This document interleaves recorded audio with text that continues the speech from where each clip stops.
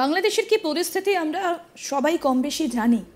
হিন্দুদের বেছে বেছে সেখানে আক্রমণ সারানো হচ্ছে, এমনকি বাদ যাচ্ছেন না হিন্দু মহিলারাও। সেই ভিডিও ইতিমধ্যেই ভাইরাল হয়েছে। এরই মধ্যে বাংলাদেশে এক হিন্দুর ভয়ার্ত ফোনের অডিও ভাইরাল হয়েছে সোশ্যাল মিডিয়াতে। নিরাপত্তার কারণে এই হিন্দু বাংলাদেশি বাসিন্দার গলার স্বর আমরা সামান্য বদলাতে বাধ্য হয়েছি। ওই বাংলাদেশি হিন্দু নাগরিক বলছেন, মোবাইল নম্বর খুঁজে খুঁজে হিন্দুদের বের করে নিয়ে যাওয়া হচ্ছে।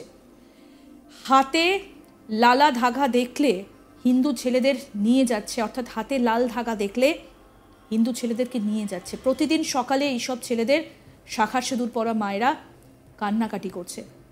বাংলাদেশের পরিস্থিতিকে মায়ানমারের সঙ্গে তুলনা করছেন তিনি। কি বলছেন ওই বাংলাদেশি নাগরিক? তিনি জানিয়েছেন তিনি কিছুক্ষণ পর মোবাইল ফোনটা বন্ধ করে দেবেন।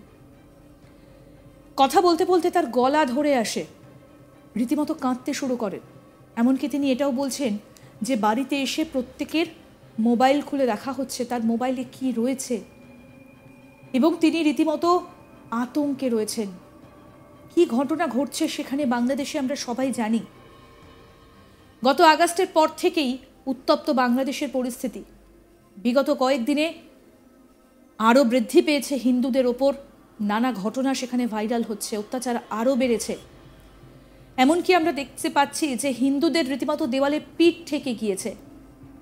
বারে বারেই সেখানে হিন্দুরা তারা কিভাবে আক্রান্ত হচ্ছেন, কি অবস্থায় তাদের দিন কাটছে, কতটা ভয়ে রয়েছেন তারা, সেই কথা মাঝে মধ্যেই কিন্তু তারা বলছেন, ভাইরাল হচ্ছে সোশ্যাল মিডিয়াতে। এবার একজন সনাতনী হিন্দু তিনি রীতিমতো বাঁচার জন্য আরতি করছেন, এবং তিনি এটাও বলছেন যে আমাকে ফোনটা হয়তো খানিকক্ষণের মধ্যে বন্ধ করে দিতে হবে, এবং ওনাকে বাঁচিয়ে রাখতেই গলার আওয়াজ পরিবর্তন করা হয়েছে। শোনাবো আপনাদের কি বলছেন তিনি, শুনুন। যদিও বলে রাখি এই অডিওর সত্যতা যাচাই করেনি আজ তাক বাংলা। দাদা, আমি বাধ্য হয়ে আপনাকে বলতে হচ্ছি, আমি মোবাইলটা অফ করে দেবো কিছুক্ষণ পরে। জাস্ট বলে রাখলাম, উপর ঈশ্বর মাসের দেশের মা দক্ষিণাকালী, সত্য বলছি না মিথ্যা বলছি, টুডো টুমোর আপনি রেজাল্ট পাবেন দাদা, সত্য কথা। আমি এই মুহূর্তে সামনে বসে আছি, সমস্ত কিছু যা আমার পাশে পিকেশন সাততলা, নালাপাড়া, পাথরঘাটা, সমস্ত এলাকায় সমস্ত হিন্দুদেরকে গলিতে গলিতে ঢুকে প্রত্যেকটা হিন্দুদের মোবাইল বাড়িতে বাড়িতে তল্লাশি করে, হিন্দুদের মোবাইলে যদি কোনো স্পর্শকাতর কোনো মোবাইলের মধ্যে ধর্মীয় কোনো কিছু যদি পায়, অ্যারেস্ট করছে। দাদা, পরশুদিন থেকে আজ পর্যন্ত 1400 কতজন সেটা বলার মতো নেই। দক্ষিণ চট্টগ্রাম থেকে শুরু করে দক্ষিণ চট্টগ্রাম জেলা, আপনি ভৌগোলিক ডেমোগ্রাফি দেখলে আপনি বুঝতে পারবেন উইকিপিডিয়া বা থেকে। আমরা সবাই আজকে হিন্দুরা সবাই 9টা-10টার পর, রাত্রে 9টার পর থেকে কেউ আর সবাই যার যার বাড়িতে চলে গেছে। হরিজন সম্প্রদায় যেখানে আগুন জ্বালিয়ে দিয়েছে, যারা অ্যাগ্রেসিভ ভূমিকা পালন করতো শিডিউল কাস্ট, ওদেরকে মেরে পুষিয়ে দিয়েছে। যারা যারা অ্যাগ্রেসিভ ভূমিকা পালন করতে পারতো ওদেরকে মেরে তাড়িয়ে একেবারে এমন ভাবে ধ্বংস করেছে যেন আর আন্দোলনের ভূমিকা না হয়। এটার বিস্তারিত আমি আপনাকে যদি কোনো সময় ভালোভাবে দেখা হয় বা ভালোভাবে বলার সুযোগ পাই তাহলে বলতে পারবো। সেটা 2007 সালে 1/11 সময় ওরা কি ভূমিকা পালন করেছিল মহিউদ্দিন চৌধুরীর আমলে, আর এখন কি ভূমিকা পালন করতে পারছে না, কি কারণে, সেটা আমি বলতে পারবো। যাক দাদা, ওটা আলাদা হিসেব। দাদা এটা একদম আপনি গুরুত্ব সহকারে মেনে নেবেন, এটা সত্য ঘটনা।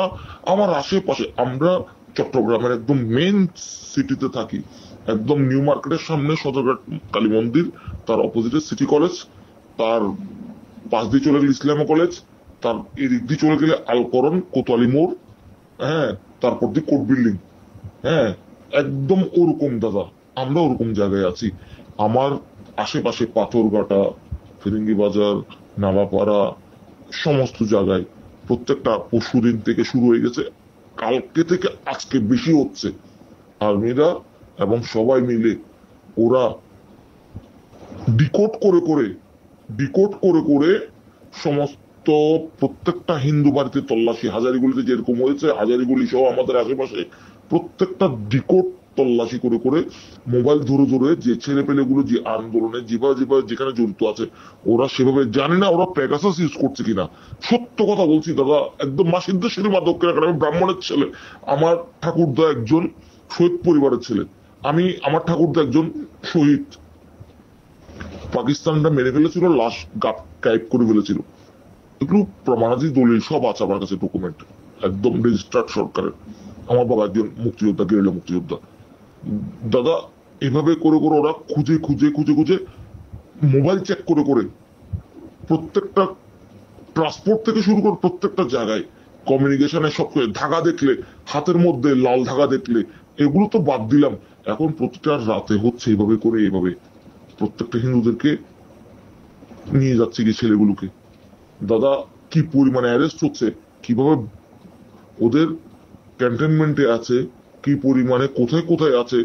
প্রতিদিন সকালবেলা দাদা ভোরবেলায় কোতোয়ালি থানার সামনে ওখানে এদের মারা শাখা সিন্দুর পরা ওরা আর্তনাদ করছে, কোনো মিডিয়া কোনো প্রচার করে না, এগুলো কোনো আমরা ভিডিও করার কোনো অপশনই পাই না দাদা।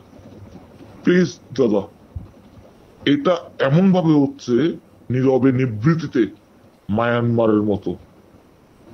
মায়ানমার যেরকম জামতারা যেভাবে করেছিল কোনো প্রকাশ পায়নি, ওরকম নীরবে নিবৃত্তিতে হচ্ছে, নীরবে নিবৃত্তিতে দাদা। দাদা যেরকম ইসকনকে হাইকোর্ট থেকে বলেছে কি খারিজ করে দিয়েছে, ইসকন ব্যান্ড হবে না, কিন্তু চিন্ময় প্রভুকে নিয়ে মন্তব্য করে ফেলেছে যে ওনাকে অব্যাহতি দিয়ে ফেলেছি, মানে যেন আন্দোলন চাঙ্গা না হয়, উপর থেকে চাপ মহল। দাদা এগুলো আমরা সব বুঝতে পারছি দাদা। দাদা এই জিনিসটা বোঝার চেষ্টা করুন। আমাদেরকে মেন পয়েন্ট হচ্ছে দাদা ওই জায়গায় যে হিন্দু ছেলেগুলোকে অ্যারেস্ট করছে দাদা, হাজারে হাজারে। এ পর্যন্ত পরশুদিন থেকে আজ পর্যন্ত কত হাজার হচ্ছে ভগবান জানে, ঈশ্বর। মা সিদ্ধেশ্বরী মা দক্ষিণাকালী, আমার আমার মায়ের মন্দির তো মা সিদ্ধেশ্বরী মা দক্ষিণাকালী, আমি মা সিদ্ধেশ্বরী মা দক্ষিণাকালী হয়ে বলছি। এটাই দাদা আপনার কাছে আশীর্বাদ আমার প্রার্থনা। প্লিজ এই ভয়েস রেকর্ডটা আমার কথা কোথাও দাদা এটা প্রচার করার করবেন। আমি কোনো বারবার কেউ কোনো কিছু না দাদা। আমার ঠাকুর দাদাকে পাকিস্তানে মেরে ফেলেছে, লাশ পর্যন্ত গায়েব করে ফেলেছে, আমরা পাইনি। আমার বাবা একজন গেরিলা মুক্তিযোদ্ধা, সব সার্টিফিকেট আমাদের সমস্ত কিছু আছে, সমস্ত বঙ্গবন্ধু থেকে শুরু করে বঙ্গবন্ধু শেখ মুজিবুর রহমান থেকে শুরু করে সমস্ত রক্ষী বাহিনীর সব সার্টিফিকেট আমাদের আছে। আমরা লিস্টেড মুক্তিযোদ্ধা পরিবারের সন্তান, শহীদ পরিবারের সন্তান। দাদা নমস্কার, চাচ্ছি দাদা আর বাদ বাকি কিছু বলতে পারছি না দাদা। আরও আপডেট পেতে দেখতে থাকুন আজ তাক বাংলা, সাবস্ক্রাইব করুন।